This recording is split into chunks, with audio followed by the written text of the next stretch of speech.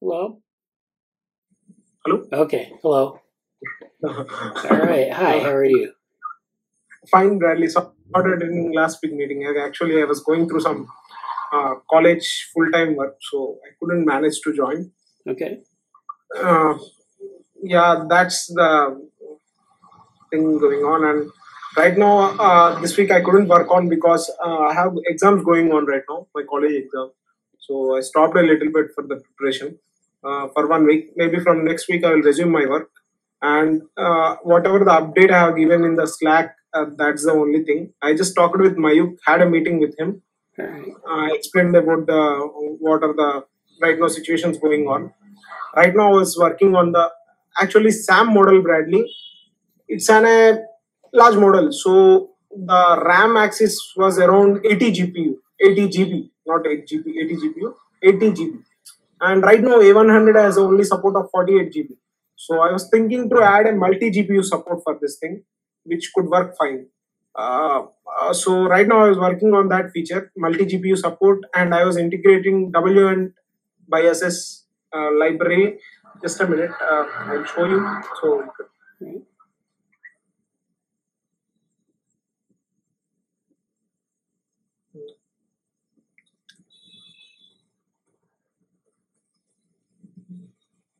this is a library where we can track our ML experiments actually. It has some tutorials to follow. At last, we'll get all the documentation like this. For example, yeah, like this, like how the neural network is working on everything, like graphs, etc. How the weights are updated here. All things will be mentioned over here. So I was trying to add this support in our code. It's like pretty messy. I couldn't. There are a lot of tutorials, but I couldn't integrate with the SAM model. Right now, I was working on this, and I was working on multi-GPU support also. I have thought about of the further improvements in this thing. We can add fine tuning, and we can try to freeze to other models, to other encoders, and to train only on one encoder.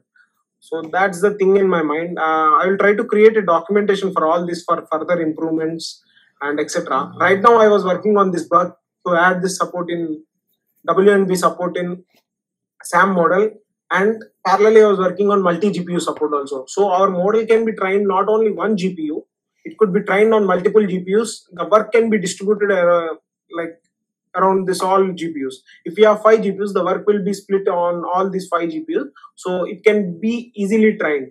And after this, when we try to add this multi-GPU support, we can train our model on more data actually. Not only C elegans, but also there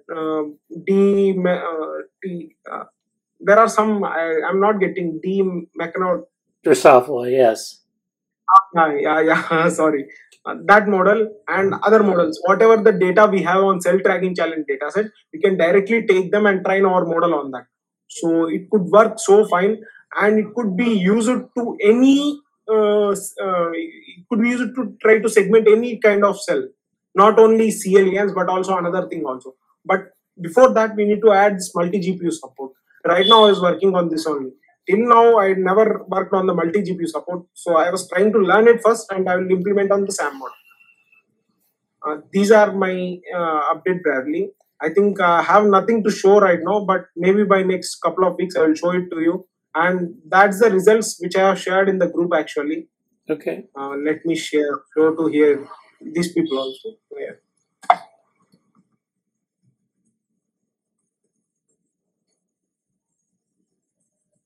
Actually, this is the model I have trained. This is how it's working. We can segment based on the prompts. If any cell is not working, this is a general, it has segmented it. But if we provide the prompts over here, SAM box, if we give a box around any cell, it will try to segment it as a single cell. This is the beauty of instant segmentation. So that's what it. I will try to work more on this and try to increase the model accuracy, and I will integrate. I will add the multi-GPU support and the WNB support also. Maybe we could complete by next couple of weeks, probably. These are my update. Yeah. Actually, let's take a look at some of this stuff. So you have the weights and biases. What is that? The docs tab. Actually, this library is Bradley. It is used to track our ML experiments. It will just plot around which gives at what point of epoch it will give best accuracy, or it could be like loss function. It provides all type of graphs we needed. So just a minute, I will show with an example.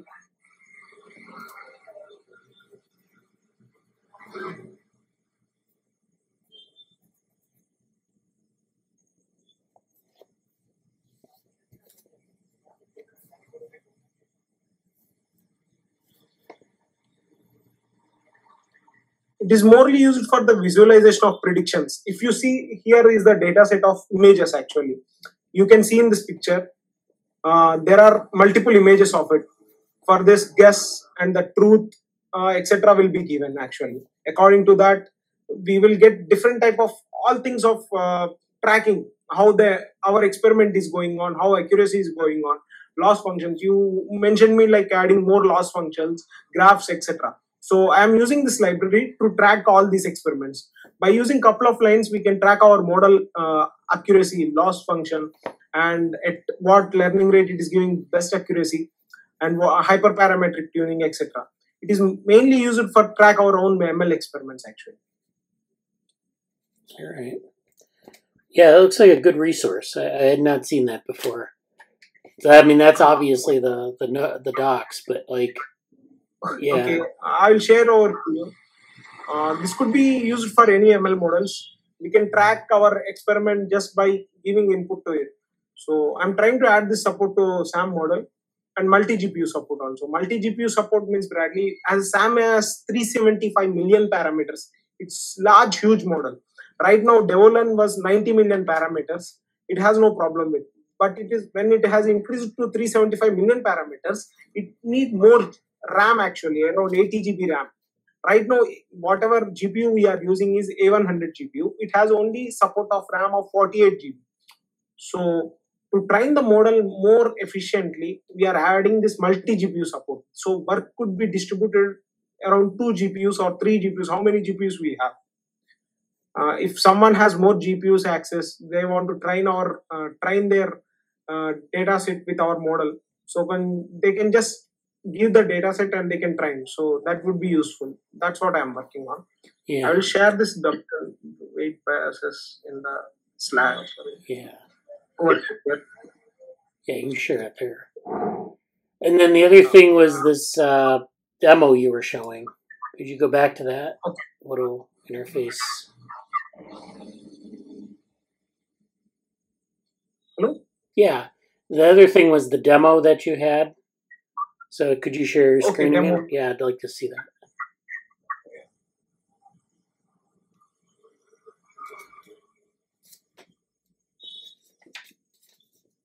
This is a video actually. Okay. Could you see my screen? Yeah, yeah. This is a fluorescence image of a different model, a different organism. It has so many cells, so it has more than cells of CL again. So I thought of taking this as an input image and try to segment it. So I have given the weights file and try to segment it as a tool. I use Napari, another library actually, to segment it. So when I tried this, these are the results I was getting. You could see here, like you can segment this cell and all, but some cells are not getting segmented over here. But if we give prompt to them, actually, in the video you can see, Sam here he's taking a prompt actually. Okay. Keeping dots over here, so it could segment it. If you provide a bounding box at least on the cell, it will try to segment it as we need it around the cell boundary. All right. Yeah.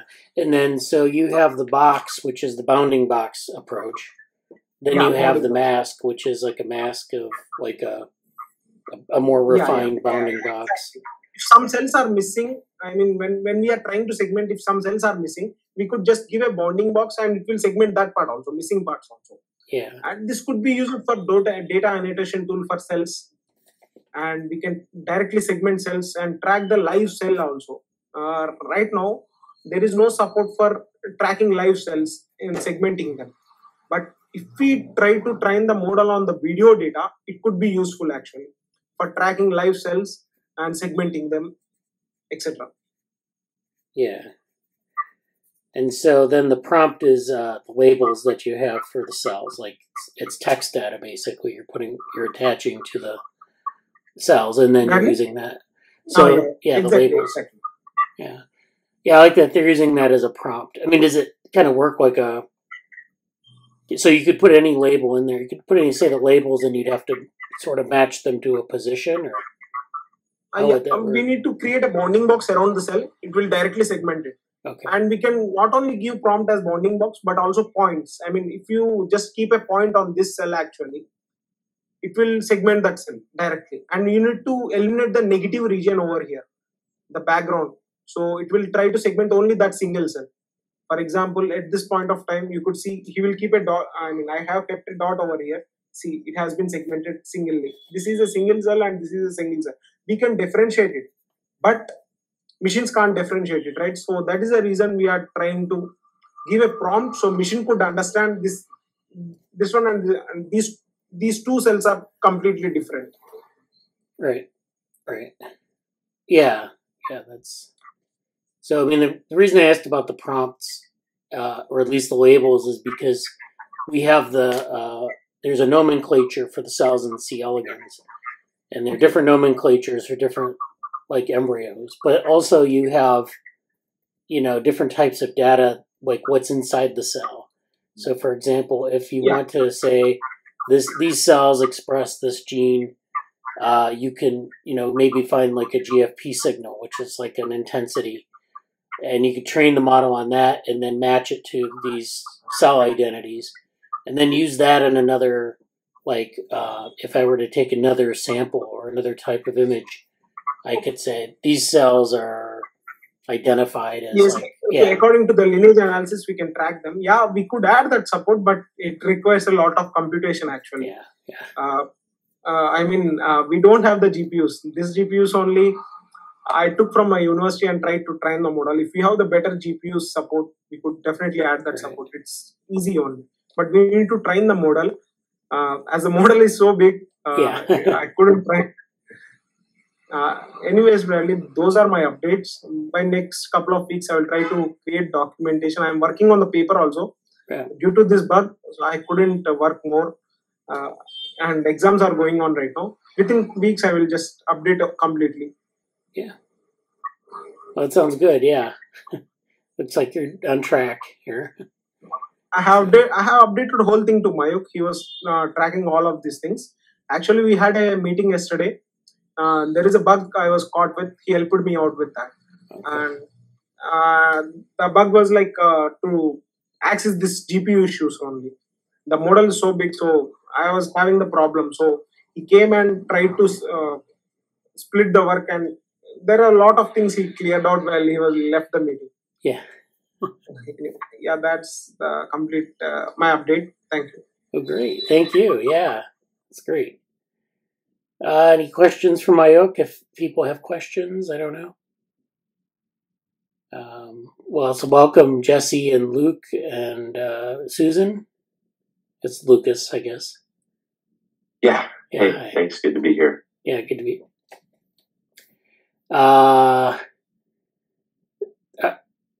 So, any comments or questions from anyone?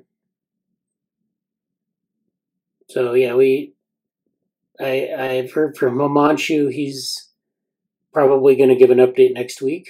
So that's good. And I heard from Hari Krishna. He's working on, he was a Google Summer of Code student last year, and he's working on this microscopy data from Susan. And Susan sent me the data that she has produced recently that she sent me in the mail. And I put that on like a private sync box. So he's using that, and he actually requested something. I don't know if Susan got the email. It was about like I guess a coordinate map or a reference map of the different, I don't know what he means by that. Okay, Sushmanth, thanks. So Sushmanth has to go. I don't think I got the email about that. Oh, okay. Yeah, he's. And I was hoping he would put Dr. Gordon would put my axolotl egg pictures up. Yeah. But I don't think he did yet, so. Oh, there you are. Did you get the axolotl egg pictures up or imaged or looked at? Not yet. No. Not yet. Okay, yeah, and busy. Yeah, that's kind of what I thought. So. Okay. Yeah, I've been busy too. It's okay. Yeah. Oh boy. Yeah, I had a committee meeting. And yeah, I still don't know whether I passed it or not. Like it was a presentation, and they've changed my thesis around, and yeah, I have a new title for my thesis. Oh wow! Yeah, okay. It was supposed to be a progress report, and then they said, "Well, since this is the 4th year, you need to have a thesis going," and so. Here it is, tensegrity-based modeling of tissue for optical coherence elastography. Title of thesis. Yeah. You might be curious. There's some new results in trying to make what's called ultra-stable oxygen. It's O28. Oh, yes. Okay. And to their surprise, it wasn't stable at all. Oh. I think it disintegrated in a trillionth of a second. Okay. Now, this is based on the number of neutrons and number of protons. Okay, so this suggests that this model is inadequate. And so I'm proposing, I don't know if it's going to work, but a tensegrity model for the atomic nucleus. Well, it's supposed to scale up and down, so yeah. Okay. I don't know if it would work, but the idea is that, yes, they created O28, but they created it with an unstable tensegrity structure. Oh, okay. Mm-hmm. Well, tensegrities, many of them are unstable from what I've found working with them, modeling them. Yeah, they like to go unstable. That's just that's their thing. Yeah, so I don't know if it's going to work out or not. Oh, well, anyways, I know how to make them stable, and you make them into a cable net, like a spider's web. Yes, but I have to understand gluons and hadrons and stuff like that. Oh, you want to understand gluons? Good luck. Good luck. Right. Yeah, I am having trouble enough with cell cytoskeleton at the moment. Does anybody know some good references on cell cytoskeleton, actual elasticity, plasticity, that sort of thing? Is there anything out there? I don't know. Check Ingber's work. You might have gotten some past his naive tensegrity models. Okay. Well, I do have one figure from him, and it's like the actin ring is in megapascals, like it's very stiff. Oh. Which makes sense for a tensegrity to have a stiff strings. It does make sense. Okay, good. But I need, like, oh well. I'll try looking it up. It's just like sometimes like finding a needle in a haystack. Yeah. Mm-hmm. Yeah.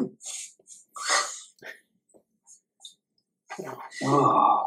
Yeah. Well, good luck with that. I don't know what your committee wants exactly, but my committee, I have a new committee member, and actually he should be an advisor because he's medical. He's a dentist. Oh, okay. He's a medical personnel, but oh well. I'll listen to him, like if he has suggestions. So yeah. Well, yeah. So yeah, that's great. So I guess you're just chugging along on the tensegrity stuff, and yeah. I just hope they just let me do this since I've already started it, and I need to write it up. Like I've done a lot, and I haven't properly written it up. So I'm going to write them up a couple of things about it, and so they know where I'm coming from with it. And yeah, especially the dentist, maybe he'll have some things to add to it. Yeah. A bit of critique. Yeah. All right. Jesse, how are you? I don't know if you're available to talk. That's fine. Yeah, so let me share my screen.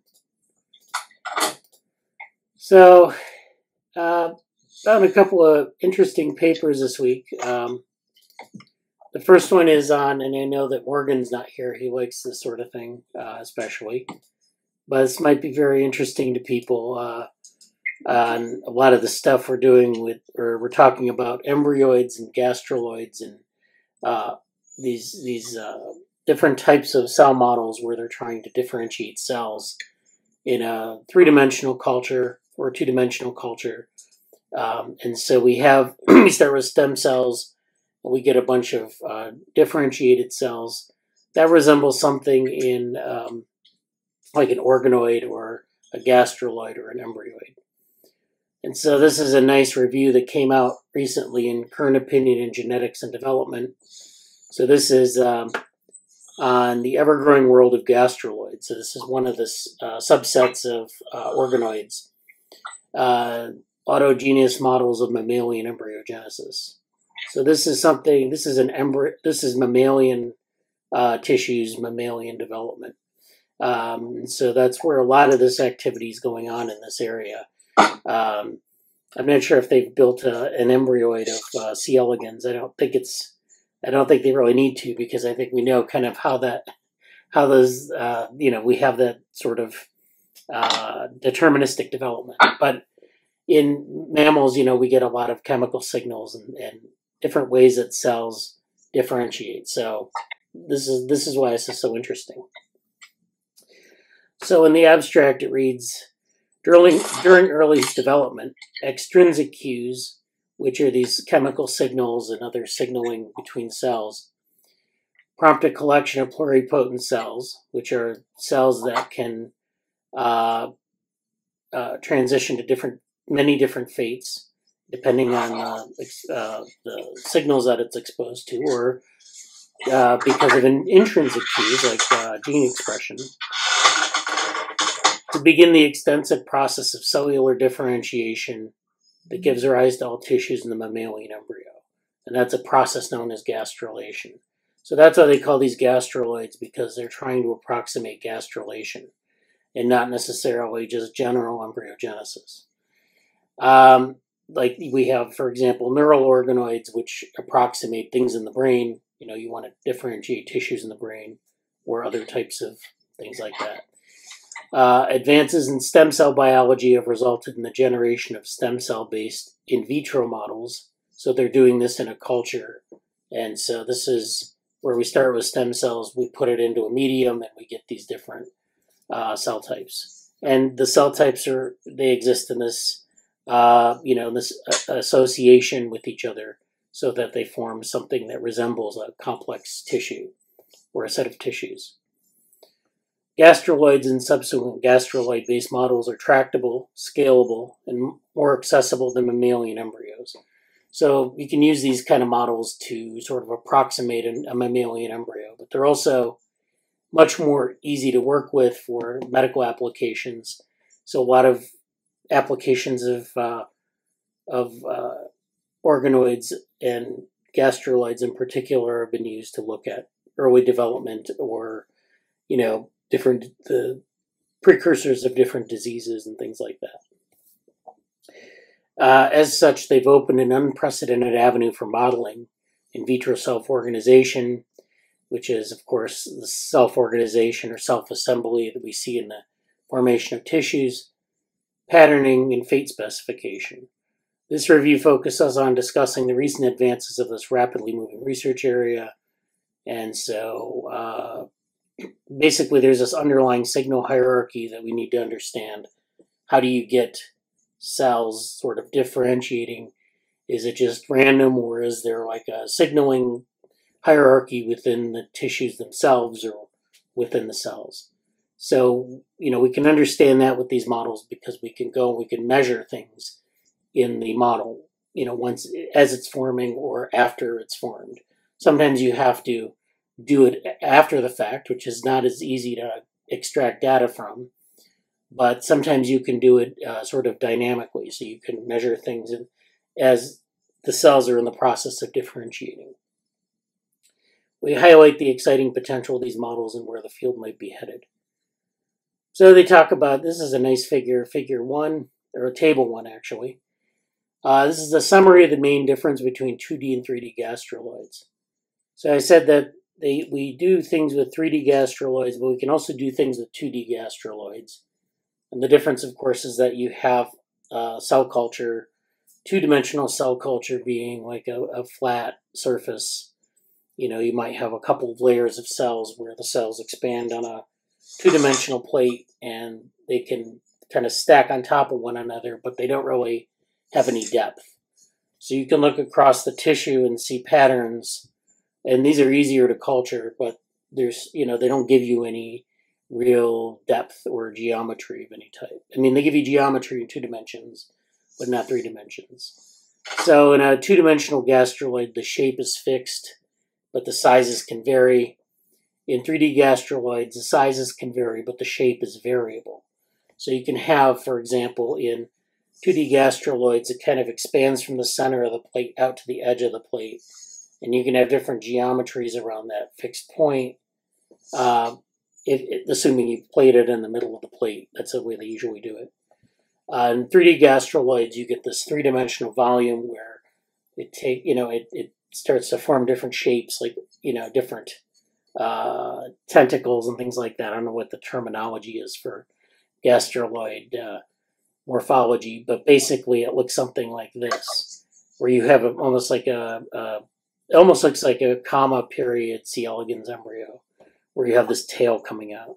It's just the shape that it's starting to form. So as the tissues differentiate, they sort of, push these different processes out or whatever. And so the shape can be quite variable.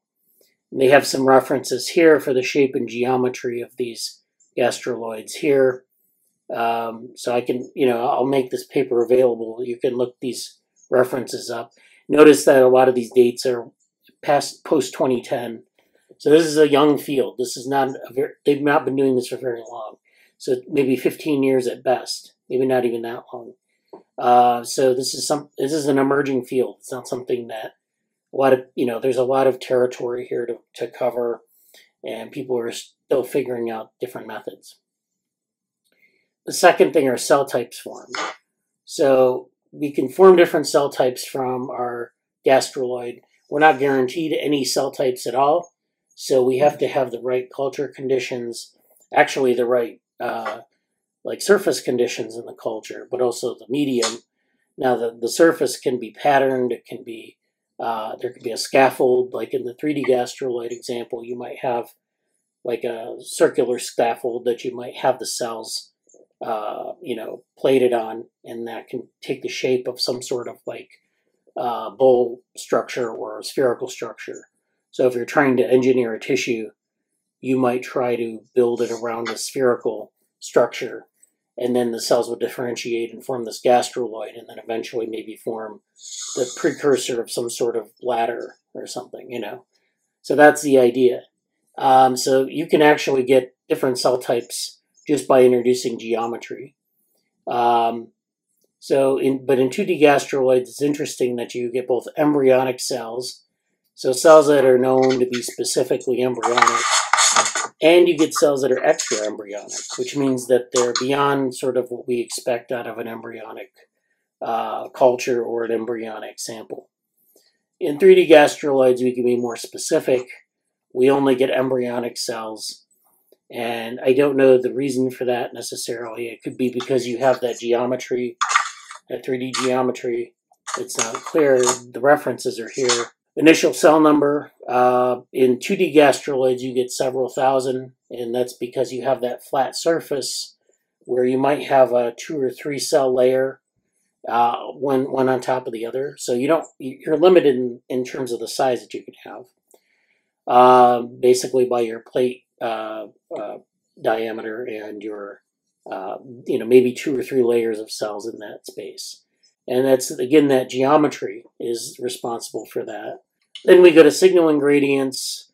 In 2D gastruloids, we have external and internal signaling sources. So we get this, can experience external sources or internal sources. And in 3D gastruloids, we get internal signaling sources only. So I guess that means it's more specific to different shapes and cell types. And the references are here. And I guess because you get this geometry, you get more sort of, you get more specific like patterning and signaling. Whereas if you're in a 2D gastruloid, you start from the center and you move out. And the cell types will maybe change over that space, but they can't come back into contact with one another.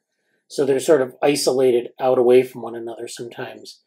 If you have, for example, stem cells in the center and stem cells out towards the edge, those two populations can't ever contact one another. And so they're vulnerable to external and internal signaling sources. Whereas if you have, a structure that can maybe migrate towards itself, towards a like cell type, you end up with these structures that are self-sustaining. I don't know. I just came up with that explanation. These are the references for that. The culture time for a 2D gastruloid is 48 hours. For a 3D gastruloid, it's 120 to 168 hours, or 72 to 96 hours for different types of gastruloid. And this is the reference list here. And then finally, scalability. Oh, this is human and mouse gastruloid. So this is actually for human, which is 400, not hours, as I said before. I misspoke. There are many more. Oh, I see. 200 to 300 cells for a mouse, 400 for a human. So you don't get as many cells in the 3D gastruloid. You actually get fewer, but there's a difference in the cells for mouse and human, a little bit. But it's less than the 2D gastruloid. So scalability is medium to high in the 2D gastruloid. You have high reproducibility. 3D gastruloids, you have high screening potential, meaning you're going to be screening these cells for different genetic markers and things like that. And they have high in mouse and low in human reproducibility. So in human, it's low reproducibility. In mouse, it's high reproducibility. So this is, again, probably because you have maybe less familiarity with the human sample. So that's, we talked about human embryoids a few weeks ago and primate embryoids. And those embryoids, they're kind of starting to work on them now, trying to get things, trying to get them to maybe 14 days into development. And they're not necessarily real embryos, are just things that resemble embryos. And so as a result, you don't really have the reproducibility that you might have in mouse, where we've been doing this a little bit longer. But these are the references here. So this kind of goes through some of these things that, we might be concerned about in this area. So, for example, 2D gastruloids generate spatially organized embryonic lineages in a defined geometry. 2D gastruloids do provide the spatial organization. They provide lineage information. And 3D gastruloids self-pattern and organize to generate embryonic cell type. So in 3D gastruloids, we get this, I guess, maybe more controlled cell type. And in 2D gastruloids, we get this maybe greater spatial organization. And so I don't know if there's a lot of data available for this, but it might be interesting to look at some of these trends in 2D versus 3D gastruloids. A lot of the data that's been collected on these are RNA-seq, so it's a next-gen sequencing data. But I don't know if there's like a lot of position data or things like that, but it'd be interesting to see, because a lot of times what they'll do is they'll take a sample and they'll have to sacrifice a sample at the end, so you can't measure it, as I said, dynamically. You can just measure it at the end and find like RNA-seq markers. But being able to track there's some data I know that where they track this with a camera, so they're actually looking at the cells and they're able to track the cells like we're doing in real embryos. But that's that I don't know I don't know what the state of those data are. So this is actually a nice figure of 2D and 3D embryoid stem cell gastruloid models. This shows sort of the generating process for both. So in 2D gastruloids, you get stem cell culture, you dissociate the cells, you seed your micropattern or your plate, and then you get patterning. In 3D gastruloids, you dissociate the cells, you aggregate them into a 3D culture, you get symmetry breaking, and then you get this elongation and patterning. So you get the the shape here. So you're able to get elongation more readily than you have in a two-dimensional one. But you get patterning in both. So you don't get elongation in the 2D case, but you can get patterning in both. So that's the difference between the two largely. And if you're looking at, different questions, maybe one is better than the other. Bradley? Yeah. Has anyone done time-lapse to look for waves? I'm not sure. They may have. I know that people have done the time-lapse kind of analysis. I've talked to several people about modeling embryoids as well, and we've been trying to do this for a while.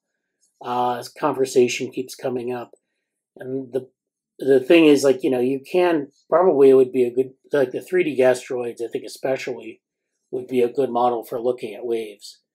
But I don't know if the data set exists. I know you can track cells via different types of markers and looking at how those how the cells kind of move and migrate through probably the 3D gastruloid would be better for that. But we could also model this computationally, where we have a stem cell and then it differentiates, and we give it certain rules, and we could actually maybe reproduce some of the wave activity. But yeah, I'm not sure that people have looked at waves, and I don't know if you're actually observing things like calcium waves in these either, like things that you would see in a regular embryo. So that's another issue.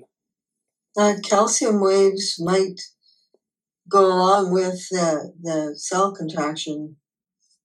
Yeah, so it makes sense, because you've got actomyosin on the surface. It's actually the connection point between cells. It's an actomyosin complex. Yeah. So if you have a calcium wave, you probably have a contraction wave to go with it, at least most times. Yeah. So actually, I found an article about calcium waves. I've been downloading too many things lately. In kind of a panic, so I don't know where I put that. But. Oh, it's committee angst. Yes. Yeah. So yeah, this is the kinds of structures you get in 3D and 2D gastruloid models. So if we have, there are different types of gastruloids. These are human and mouse examples. So in both human and mouse gastroids, in the 3D case, we've been able to reproduce mesoderm versus a primitive-like streak in the structure. In 2D gastruloid models, we get sort of this neuroectoderm in the middle, amnion outside, and then mesoderm and endoderm kind of in between. We also have human and mouse gastruloids. We have anteriorized and caudalized, which means that there's polarity there between the front part and the back part. And we get, again, neural cell types in a primitive-like streak. So we get these differentiations that are kind of weird from a developmental perspective because they're not exactly like what you would see in an embryo. But you get this organization. You get the neural plate, the neural crest, the placode, and the non-neural ectoderm in these type of anteriorized gastruloid neuraloids. So this is where it's towards the front, so it's forming the brain basically, or something that resembles a brain. So it's just the front part of the human embryo, and it's sort of this analogy of that, and it's producing neural tissues. So you can do things like that. You can get like different poles of the embryo, and again, this is kind of a biological simulation. You're not actually building an embryo. You're just getting that same process. But you might get things like calcium waves in here, and it'd be interesting to see what that would look like. Again, you get gastruloids, the amylogastruloid for humans. That's where you get this gut-like tube, so you get gut formation, but not really because it's it's a little bit different process. You get neural cell types on one end and mesoderm, endoderm on the other. And then you get these neural tube-like structures in human embryoids or human-like embryoids, which have this sort of neural tube, or I guess, it's a neural tube here with non-neural ectoderm surrounding it. So you get these different types of structures that resemble things you'd see in development, but it's not really like development because it doesn't always. We could say it's like development because it's very similar to it, but we can't know for sure because we don't really know the underlying rules of it. So so there are all sorts of structures you can form. It doesn't. I imagine they're showing the sort of the royal road here. They're showing the best examples of what you can achieve. I'm sure there are a lot of cases where you could do this and you could just get like random cell types. But most of the time you get these sort of, once you get a cell type, because you're in this spatial context, you can get clusters of similar cell types. And in fact, you might expect that. But if they form, whether they form a coherent anatomy or not is a different story. So this is, these are the best examples of this, where they're actually forming things that look like embryos. So they're very important in terms of studying signaling hierarchy. People have looked at different morphogenetic markers like BMP4 and Wnt and nodal signaling. So, we get that we recapitulate some of that sort of stuff. There are different protocols you can follow to get some of these results. So people are always experimenting with protocols, trying to get different types of structures. And so it's a really interesting area. We should revisit this at some point in terms of the data sets and looking at what those data sets look like. So that's all I have to say about that paper. Any questions about that or comments?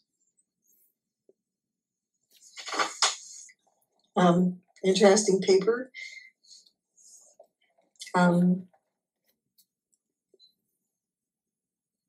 I wonder how much of the exterior of those organoids are epithelial cells. Sort of. Yeah. I don't think that you didn't say epithelial cells, right? It was more like endothelial nervous tissue. Like, is there an outer part that's epithelial tissue?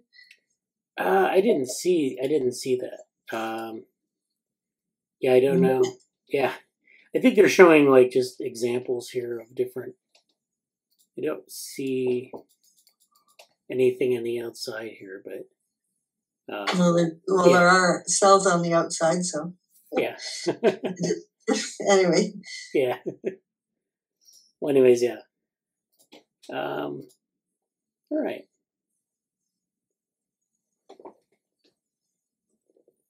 So that's all for that paper. The next paper is a little bit different, actually by a lot, because this is a more computational oriented paper. So this is actually from the A-Life conference from last year, or this last year, 23. And it's really interesting. They're doing this in silico morphogenetic engineering with differentiable programming. And so this is a paper where they're actually trying to build an embryo using, I guess, neural networks and other types of computational tools. So you can see here in figure 1, this is a schematic representation of the building blocks of the model described in the main text. So you have this network in the middle of the cell. You have these different aspects of development. You have diffusion, cell division, and mechanical relaxation. So you have these chemical signals, you have these sort of cell behaviors, and you have these mechanical factors, and they're modeling all this in this. And so they're trying to figure out sort of what are maybe the causal factors in a developing system. So let's read the abstract and go through. They're just interested in this area of morphogenetic engineering. And of course, we've run into that from Mike Levin in the work that he's doing with people on like using embryos as a basis for looking at biological engineering and even like biorobots, where they're building little robots from like embryo-inspired robots. So this is an actual field. They're using this differentiable programming paradigm. So let's see how they do this. A notoriously difficult challenge in biology is to understand how cells can be directed to grow and spontaneously arrange themselves in a desired spatial pattern. So like as we saw in the other paper, there's a spatial patterning we want to achieve. How do we achieve it? We can put cells in culture. We can put different media in that culture. We can let them grow on a substrate and they can grow out, or in a three-dimensional substrate on a scaffold or whatever, and they form these patterns. And, there are different ways we can control it, but it's hard to know, how to get precision in that control. In this study, we leverage recent advances in automatic differentiation and gradient-based optimization. So these are things from computational science. These are not things from biological science. There's automatic differentiation and gradient-based optimization, of course. Gradient-based optimization being you're finding like the lowest or highest energetic state or the lowest or highest mechanical state or whatever, and you're optimizing to that point. So that's what they're trying to do here. So they're trying to use that to discover local interaction rules that yield some desired emergent system-level characteristics in a complex biology-inspired model.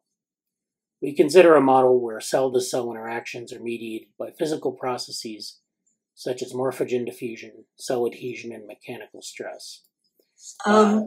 They need a cross between, or an arrow between the diffusion and the mechanical relaxation or mechanical stress, because if you have mechanical stress, it opens gated channels. Yeah, so yeah. They're missing a cross arrow. Yeah. Anyway.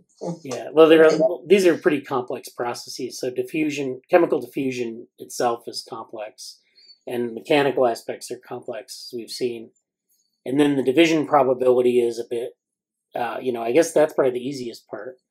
But that's something that it's not always the case that it's a constant. So, yeah. Anyways, this is just a model that they're introducing. We consider a model where cell-cell interactions are mediated. Cells take internal decisions, such as whether to divide or not, so that's this division probability. This is considered a decision. based on their local environment. So they sample their local environment. They take this decision. They say, should I divide or not? If the local environment is suitable, if I'm in the right mechanical position, my neighbors are close or far apart, if the chemical signals are right, I'll decide to divide, and then that's my division probability that's generated by these conditions based on their local environment with learnable policies, meaning that they're actually using something akin to reinforcement learning, where you have a policy that says this set of division probabilities is best. These are the best responses to these conditions. And so that's what they're trying to get at. Parameterized with feed-forward neural networks. So they're using these neural networks as a way to sort of, find the best probabilities for division, the best conditions for dividing, and so forth. So that's how they're doing that. We present here some preliminary results that showcase how this approach can discover cell interactions that break symmetry in a growing cluster. So what they're doing is they're trying to figure out these interactions, which interactions are optimal for cells to divide and then ultimately break symmetry. So they want to create emergent chemical gradients and homogenize cluster of biomechanical stress response. So that's what they're trying to do here. So there have been attempts to do this through hand-devised rules or optimized by genetic algorithms. That's been like kind of the standard thing for artificial life. Only in recent years, due to our ability to use GPUs and TPUs and other type of hardware and software, like efficient automatic differentiation, which is actually different from cell differentiation. It's a computational technique. Has gradient-based optimization become a viable option? So we haven't really been able to do gradient-based optimization on looking at sort of artificial development because we haven't had the tools, but now we do. And at least we have gradient-based optimization to work from. Now, whether that's the best model or not is, that's a question. But, so one example of this actually has been in neurocellular automata, which we've talked about before. This is where we're using cellular automata combined with neural nets, and we're kind of getting, producing patterns of cell activations in a cellular automata using a neural network. So we're able to do that and actually produce some pretty coherent pattern formation. But people have used this in other fields, like in the design of self-assembling materials and the learning of data-driven discretizations for partial differential equations. So people have used this for looking at self-assembly in material science and in sort of, differential equations more generally. So this is, there's some really interesting directions for some of these things. What they do here, they want to take a step beyond neurocellular automata and build these kind of models of cell division and cell differentiation. And so they're building these cell models, which are soft spheres in a two-dimensional space. So they have this two-dimensional space, like the two-dimensional cultures that we saw in the last paper. And they're using different potentials for the mechanics and for the chemical interactions. So we have different types of potentials we can put in, and we have rules for cell division. So cell division events generate two daughter cells with half the volume of a fully grown mother cell, which we see, of course, in C. elegans and most other embryos. The cells divide and they become half the size of their mother cells, and then they grow themselves and divide and so forth. So they have this sort of assumption of symmetry with respect to divisions. And they can also sense mechanical stress. So they have these sensory things that they can have as inputs. And then they have a decision-making circuit. And so this is where they're learning to break symmetry in figure 2. Okay, there we go. This is where they have, so in panel A here, they have, I guess these are division rates. So the higher the division rate, I guess the more apt the environment is to allowing for divisions. So basically they have two conditions, one with random parameters where, they're basically, it doesn't know what it's doing, it's just dividing. And the other is where they're learning the parameters from the environment, from the sort of the local conditions. So you see that the division rates are very low at the edges here, but very high kind of in the center. Whereas random parameters, there's this cluster of high division rates in the middle, and then lesser out to the edges in this direction. So, you see some effective learning where it's learning these parameters over time, and it's figuring out how to make, so it's kind of making more of a pattern here. In B, you have a little bit different situation. So in A, you're trying to learn to break symmetry. So you're trying to figure out how to break symmetry and form like a pattern or, a differential sort of shape. This actually down at the bottom of A, these are the learned chemical gradients, which are actually the average concentration in arbitrary units versus space. So you can see that we have basically for chemical 2, we have a peak on the right side, and then for chemical 1, there's a peak on the left side, and they sort of intersect at around 0. So you can see that there's chemical 1 and chemical 2 for the learned parameter condition, that you have this distinction in terms of which cells are learning which chemical gradient.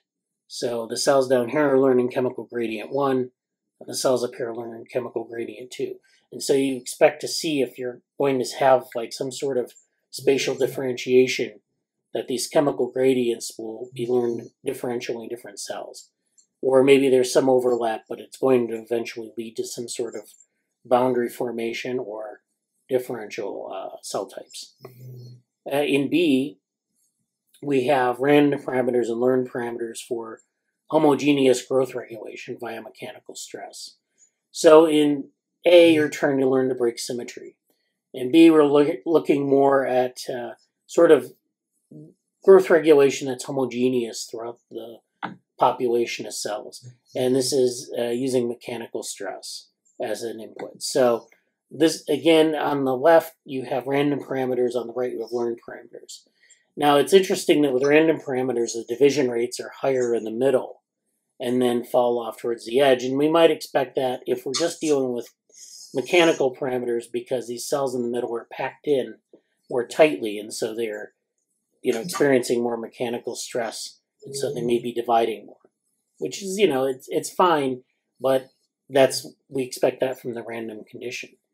But from the learned parameters, we see that there's not only no difference across the entire population in terms of division rate, but the edges are kind of sticking out.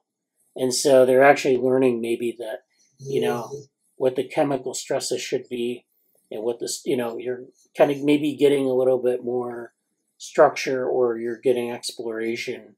Basically, the difference is that the mechanical stresses are being compensated in here by learning what they should be or what they are.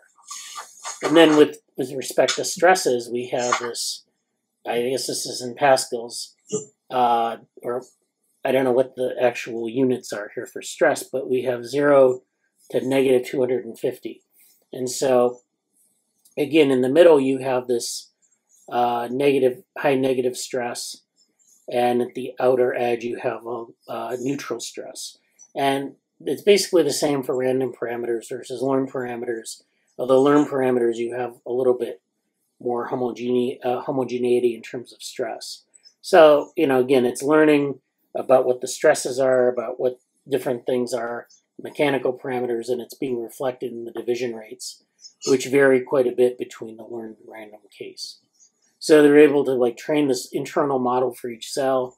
It learns about the environment, it learns about the conditions under which it's living, and then it divides accordingly, and you get eventually responses to chemical gradients and maybe pattern formation and symmetry breaking. So this is kind of an interesting paper from that respect, because you can actually, that's it, that you can have this sort of intrinsic stochasticity, which is sort of the, the things that are internal to the cell that are stochastic. So, the the internal model has to learn how to deal with those things. You have extrinsic stochasticity, which are the effects of the environment. And these things are, sort of randomly distributed in time. So if you have a learning algorithm, it has to pick up all these fluctuations and things like forces and chemical signaling and put them together into some sort of model of prediction. So they use a lot of different tools here. They use reinforcement learning, the score-based method from Sutton and Bartow. They use Knoble softmax, which is a gradient estimator. And then they use optimization, different optimization protocols. So they use a lot of different computational methods. It might be interesting to follow up on to look at some of these things. So yeah, that's all I have to say about that paper. I thought that was an interesting take on cell division and differentiation. So any questions? I see Jesse has a question. Unrelated question. We covered brain laterality here in DevoWorm. Happened upon a copy of Master and his emissary by McGilchrist, but I don't know, it's too outside the scope. We've talked about symmetry breaking. We haven't really talked about brain laterality per se. We've talked about some of the differences in different hemispheres. Like if we're dealing with C. elegans, there's the left-hand side and the right-hand side, which are usually symmetrical, but sometimes you get this fluctuating asymmetry. And we talked about that in the Royal Society paper that we just put out, but that would be interesting to follow up on because I think there's some interesting questions about function in that. Yeah, symmetry breaking is really interesting, So yeah, we can talk about that more. I think that's fruitful.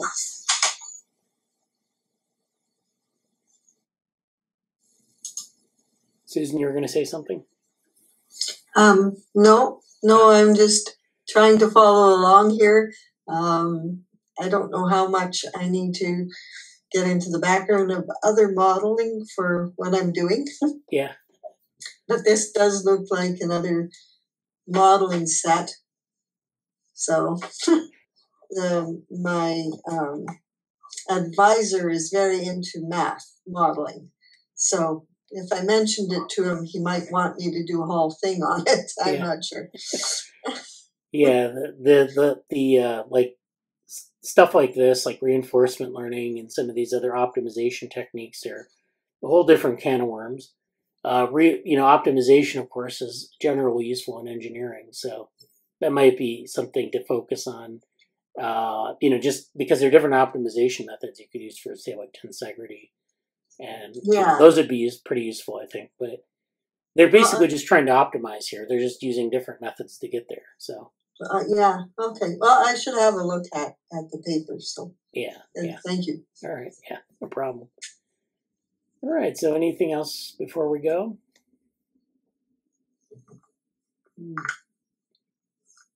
Yeah, I might mention that Lucas is looking now at cyanobacteria, which have at least 4 or 5 cell types, and to see if there's any information on whether there's any regularity in the mapping of the cell types to the genome.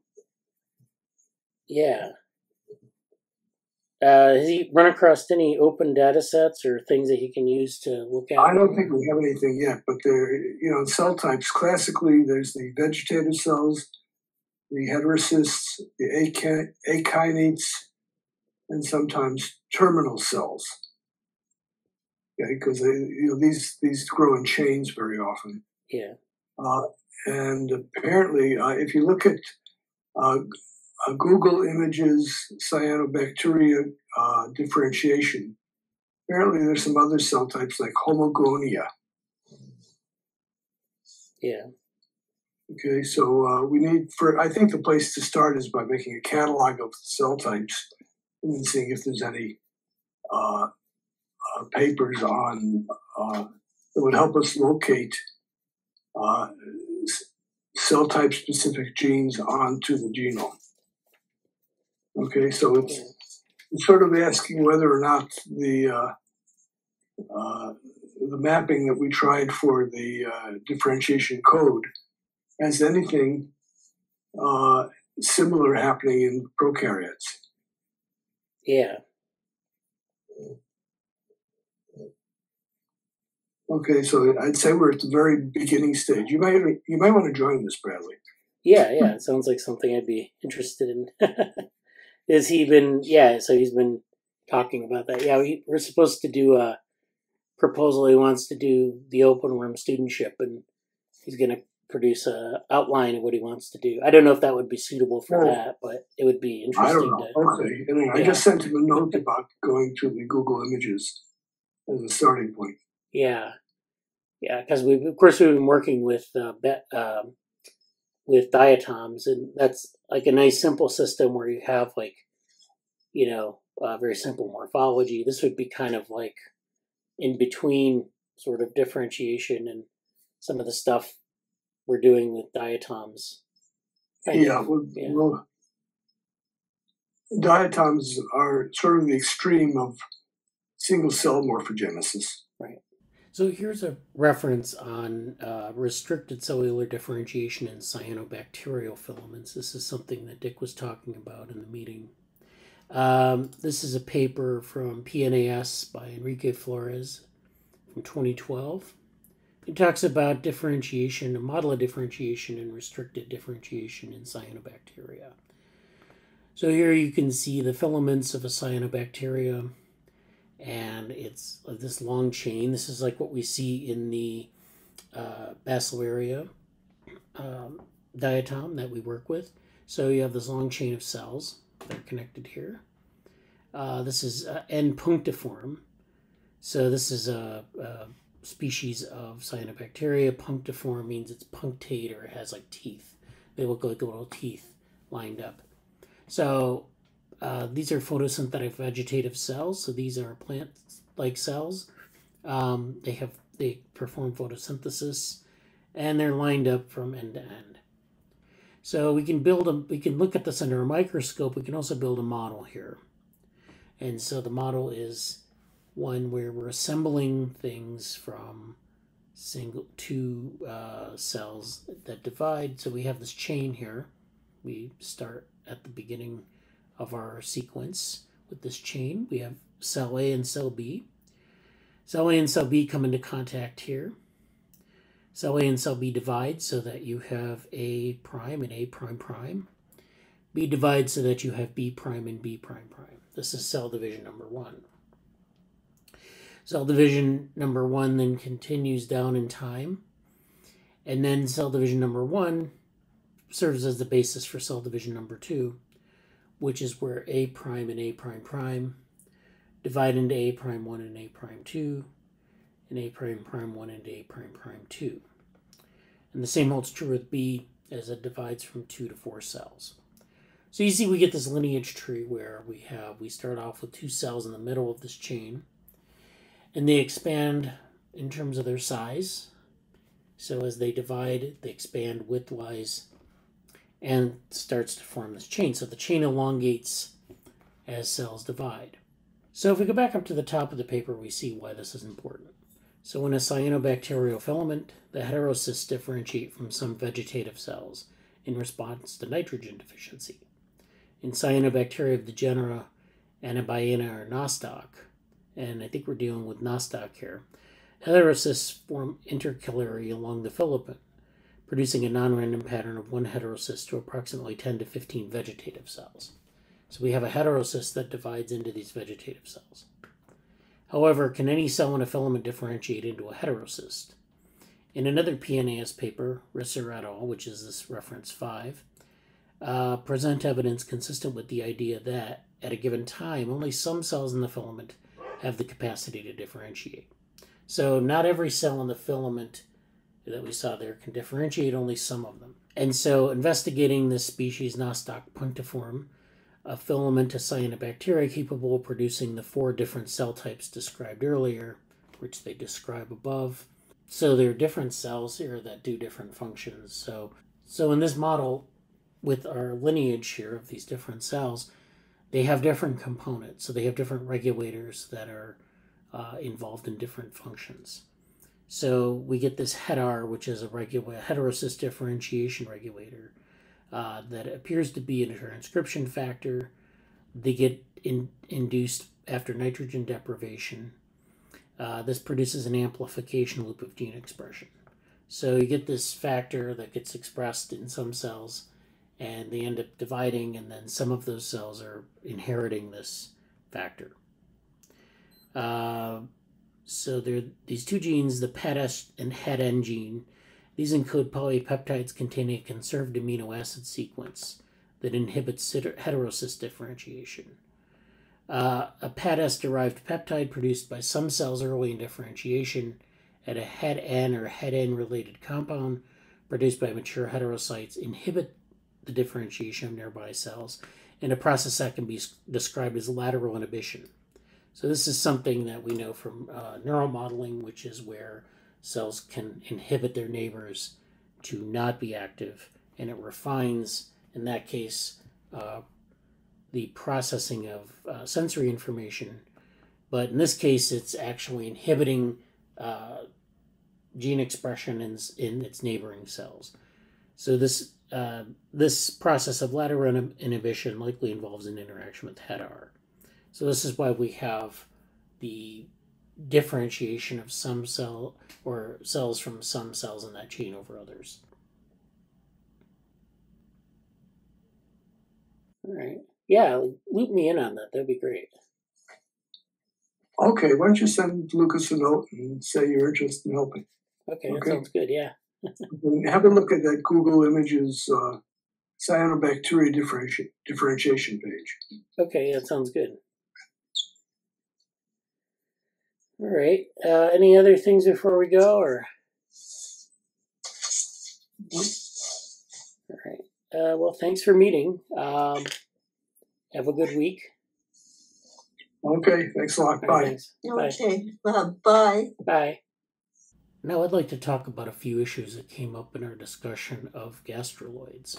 So we talked about gastruloids, and specifically we talked about gastruloids in 2D versus 3D, which is interesting, but I also talked about how we might model this computationally, which is different than actually looking at the biology. It goes beyond that to sort of predict or to characterize what these different types of models offer. So basically what we have is we have geometry, we have cells that are differentiating from stem cells into different types of cells. And they're differentiating into tissues, which means that cells in a population are differentiating themselves into different types. So, and they tend to form a geometric or a spatial cluster, which then is maybe a layer, or it could be one pole or another of the structure or whatever. So, if we wanted to build a model of an embryoid or a gastruloid or whatever, we might build it by having sort of a spherical structure. We start with a single, maybe initialization in the middle, and this might have a number of, say, stem cells. And we'll start with stem cells that are maybe pluripotent. Stem cells are usually pluripotent, but you can also have a germ cell which is totipotent. So we could do totipotent cell, but we'll just do a pluripotent cell. And so pluripotent cells are interesting because a totipotent cell, first of all, can produce any cell in a body. So if you have a human totipotent cell, it can produce any cell in the human body. But pluripotent cells are generally restricted to a certain set of fates. So for example, if you have a neural precursor or a neural stem cell, you have a neural precursor that comes out of that. And then you have a number of different types of neural cells that can result. So this could be like anything from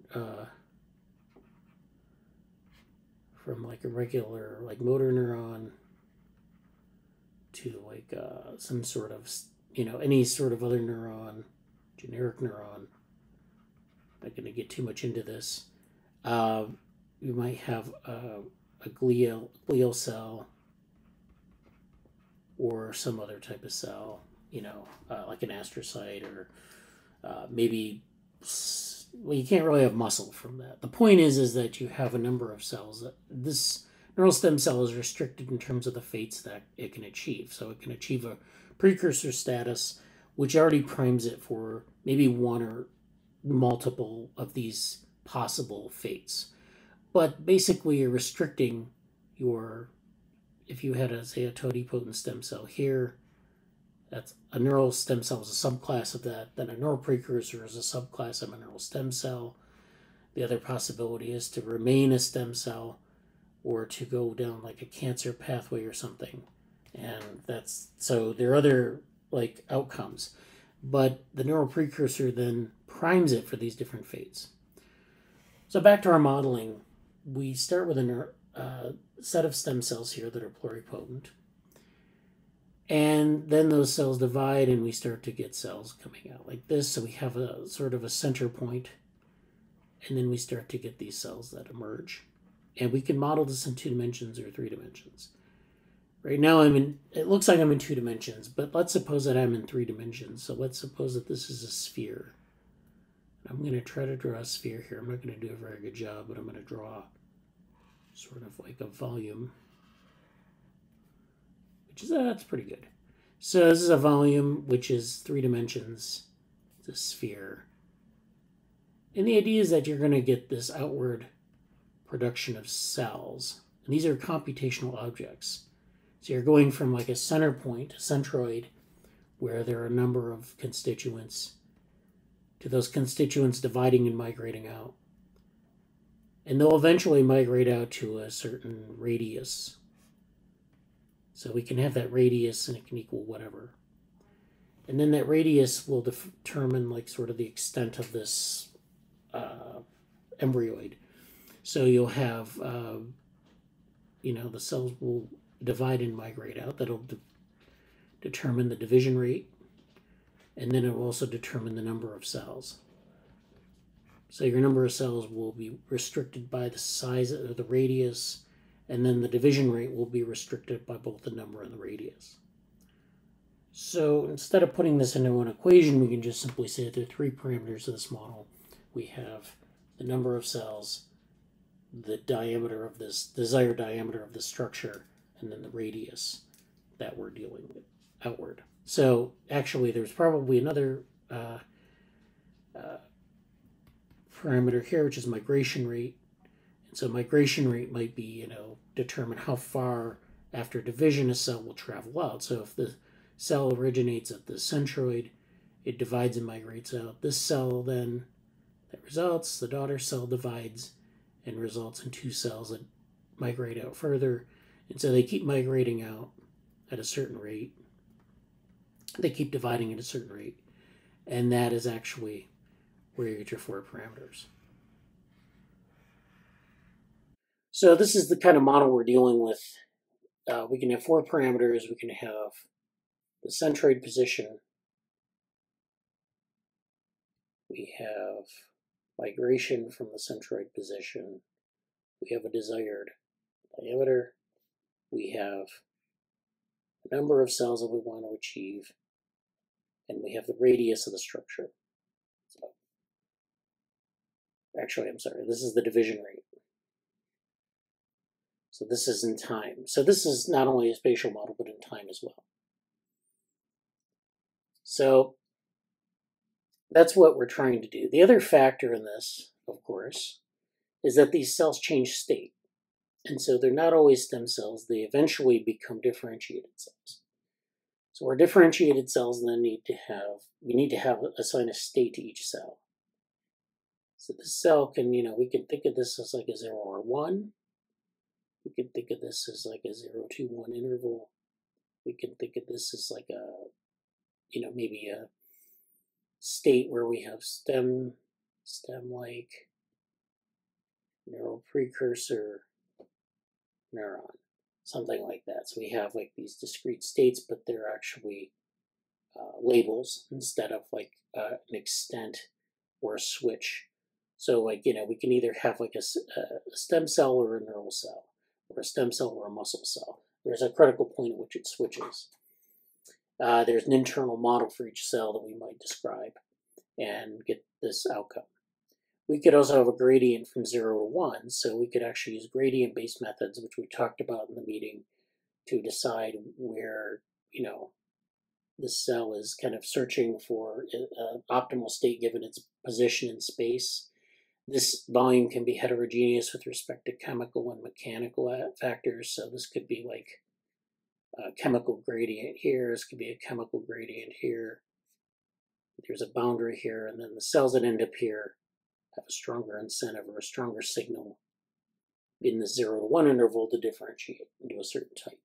Or any cell in this zone would have a stronger incentive to differentiate into a certain type. So we might have multiple gradients throughout the cell, and they're defined by their position. So we might have like some sort of tuple here where we have the position, and that relates to this chemical gradient that it's responding to. Then we might also have a label which just basically says what the state of the cell is at any given observation. So in time you'd have, you know, over time you'd have a number of observations, and at each observation it would have a state, so you generate a sort of a number of states here, knowing that this is not reversible. And so then that would be your time sequence.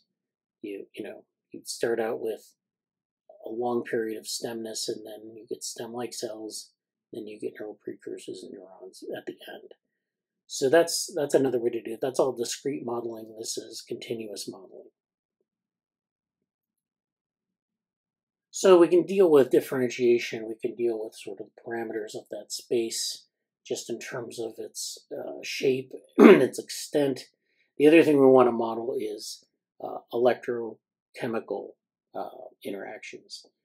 So, you know, we talk about like excitable cells. We talk, you know, that involves a lot of biophysical modeling of ion channels and of ion balance. And so it's important to note that not just neurons have this, but stem cells have this as well. So stem cells have an electrical sort of profile, and neurons have an electrical profile. Of course, neurons produce action potentials, but stem cells don't. Stem cells actually have a pretty stable biophysical profile, and so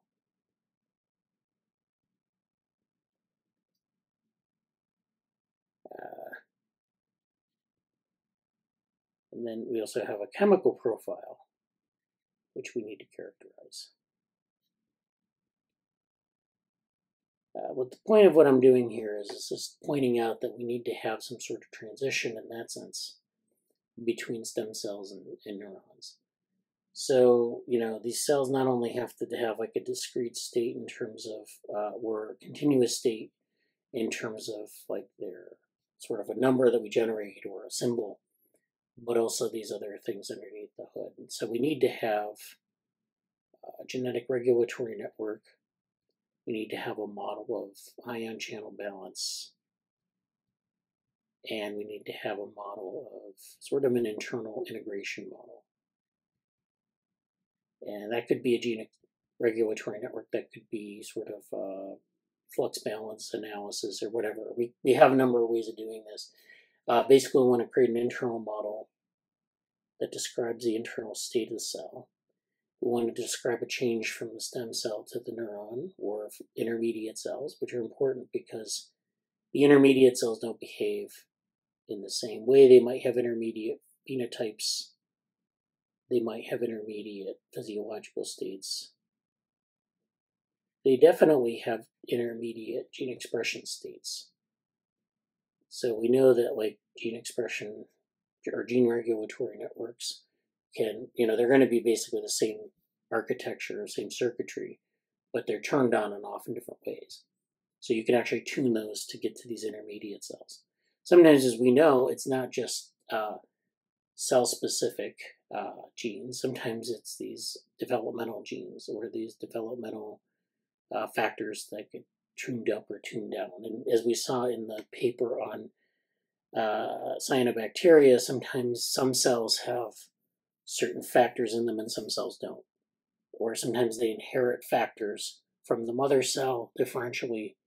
So we actually have to build a tree that represents sort of the cell division event. So it's not just enough to have them in this volume and track their differentiation across space like this, but you also have to have a differentiation tree or a lineage tree that shows like this relationship, but also a differentiation tree which shows how these states change across divisions. Sometimes factors are inherited by one cell but not another.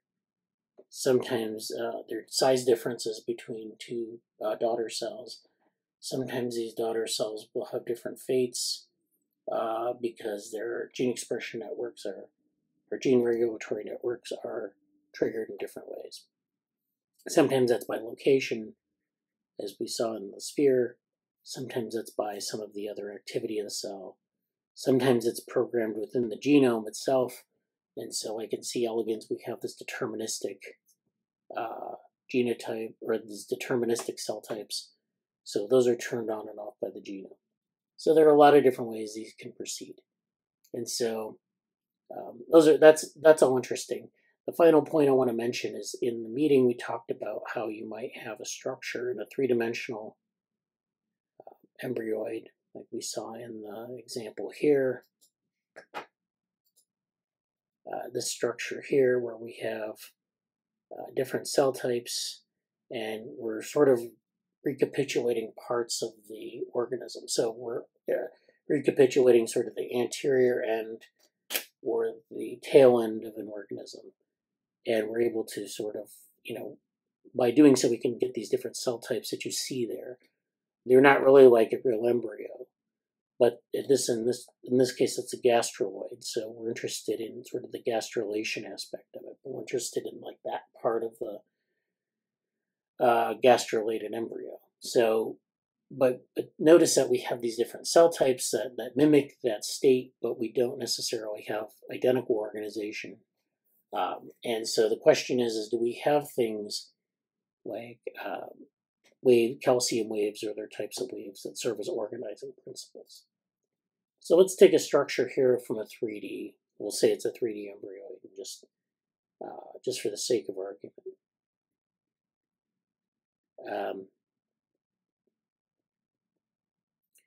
And so this is going to have different tissues here, different layers of organization. We'll end up with these layers of tissue. The cells will differentiate and they'll form these layers.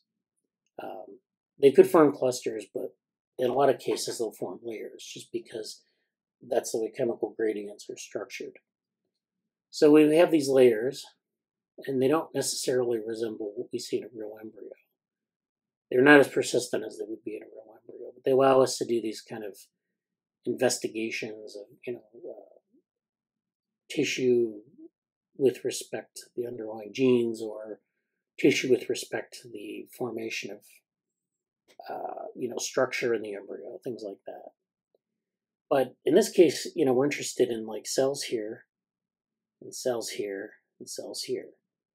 And one of the organizing principles here is that there are these waves of activity that go through the embryo, and they go one side to the other. This could be in an embryo, or this could be in something like an imaginal disc. In insects like Drosophila, the eye, for example, originates as an imaginal disc. And you get these cells that are undifferentiated. And then you get this wave of activity that goes like this. There's what they call a furrow, which is a line, a chemical line that goes across the imaginal disc. And these are undifferentiated cells here. And as the furrow passes, they become differentiated and ordered. So there's this sort of chemical self-organization that happens where the furrow moves across the disc, and it's a wave of activity that goes across the disc, and it changes these undifferentiated cells into sort of differentiated cells that have some order. So you end up with these ommatidia in the eye that serve as the structures of vision. We did a paper on this several years ago, where we looked at this. We looked at drawings of the imaginal disk of the furrow, and then calculated, statistics about the cells on either side of the furrow. So these waves have an effect of self-organization. In an embryo, you usually have things like calcium waves that serve as organizing forces, but also differentiation waves that serve to, structure the embryo. So you get these contraction waves and expansion waves that occur as cells divide and differentiate. So you get these areas of restriction and areas of expansion. So that would explain some of the differences in the size of these tissue types, or these regions of differentiation. In any case, we can actually model this in the embryoid. So we have this purely geometric model here where we show cell division. We can see that we add in like an internal model for each cell in different ways. And then we can have these regions of cells, the cells each having an internal model, and they're responding to these waves, so we can implement waves across the geometry to sort of trigger the cells in terms of signaling. So imagine you're this cell here, and you are responding. You have an internal model, which is like maybe a gene regulatory network. And I'll just draw something really simple here. And there's an output. There's an input actually and an output. So usually there's actually like an endogenous signal here, which might be the activity of genes or the actual structure of genes. The activity is triggered by environmental signals, and then the output is the cell phenotype and maybe, cell migration or something like that. The input could be chemical, it could be mechanical. If you have chemical waves or mechanical waves, they serve as an input to the GRN. And it tells it what to do, what to turn on, what genes to turn on, how much to turn them on, and so forth. That results in an output that is maybe different from its neighbors, maybe the same. It depends on the rules you program into the GRN or the way that the inputs work. So sometimes you can have things like lateral inhibition, which silences the cells next to it, but keeps that cell active. So the GRN in neighboring cells would behave differently than a cell that's active or activated. So there are a lot of ways that these waves can be implemented across the embryo. The output, of course, being the phenotype. And so we expect to see a sorting over time where we get these regions that behave alike. And so they form these tissues and the structure in the embryo. So there are a lot of parts to modeling these. These are sort of the factors that I've identified in a number of conversations. So one of the reasons why we might want to do this is to have sort of a more nondescript embryo. So when we're modeling embryos, we're often saying, which organism is it? Is it C. elegans? Is it Drosophila? Is it mammalian? Or is it a model like a Cyanobacteria or some sort of diatom? And so, there are different questions we're kind of asking of those. But this serves as a nondescript model to kind of look at some of these factors of cell division and differentiation and cell signaling in a volume, in a geometric volume. And we can define these parameters more tightly and figure out what exactly they need to be to have optimal behavior. And, I don't know if it's not really quite at the level of like improving our experimental work, because our experimental work is very experimental. And people are just kind of playing around with medium and things like that. So that's maybe not going to be a factor here. Maybe we could add in like chemical gradients and media, like what kind of media would be best. We have growth factors. Do we have other types of things that we can put in? We could also put those in as parameters as well. But for now, I think this is just a good model of sort of a nondescript embryo, nondescript developmental process. And hopefully we can, maybe expand this out to maybe like a model of an organism that just is good at single cell morphogenesis, and plug that into this in a more, it's sort of borrowing from some of the things that we see at the embryoid models.